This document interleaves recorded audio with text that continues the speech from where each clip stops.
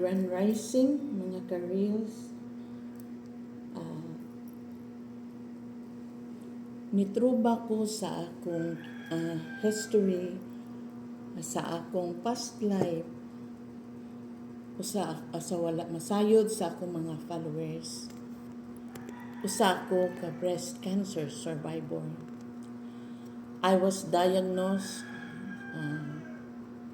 2013 April. Breast cancer stage 2 invasive. Nakaset up ang tanan sa akong operation sa tutoy.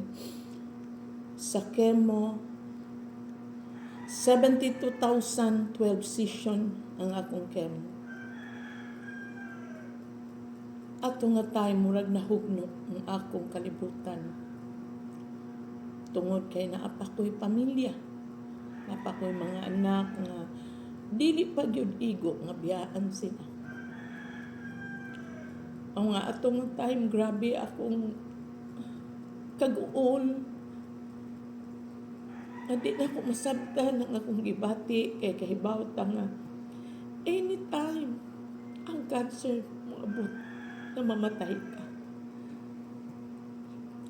Pero niabot ang akong kanang kuan sa akong kinabuhi nga nag-ampo ko og maayo. Natagaan ko niya second chance sa akong kinabuhi. Na magmilagro siya, tagaan ko niya mga herbal lang nga medicine para magamit sa akong sakit. Kaya nga akong doktor niingon nga maldito nga klase nga sakit ang nitakboy na ako. Pero sa diha nga grabe na ako sa pag-ampo nga tagaan lang ko niya ug itambal sa akong sakit.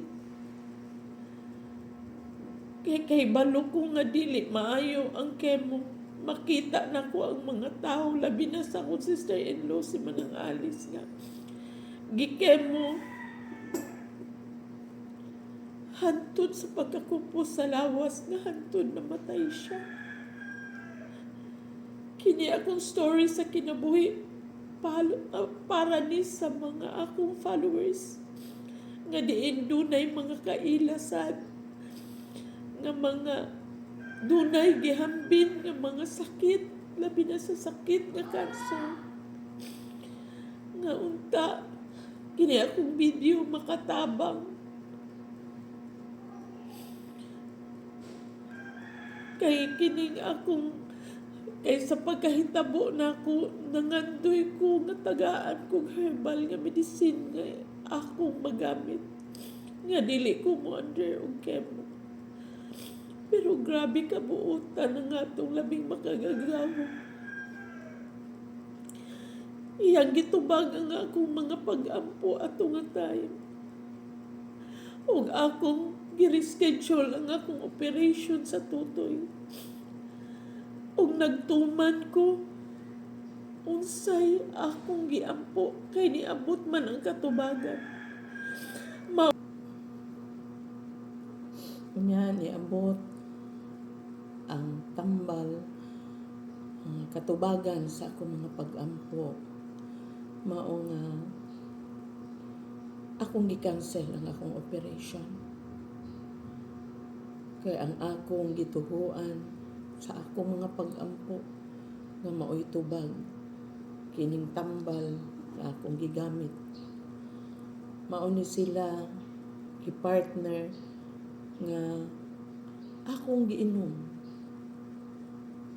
ug akong gituhuan kay kini dili doktor ang gahatag niini kundi tubag sa kahitasan sa akong mga pag-ampo. Mga grabe ka amazing ang paghitabo. Sa upat na mo nga na-diagnose og breast cancer, ako ray nabuhi. Until now, mag 14 years na akong survivor. Mga salamat jud kaayo niya bayauwa. ug niabot ang time nga nakaila ko sa throne sa atong Creator ug sa atong Messiah nga si Yahushua.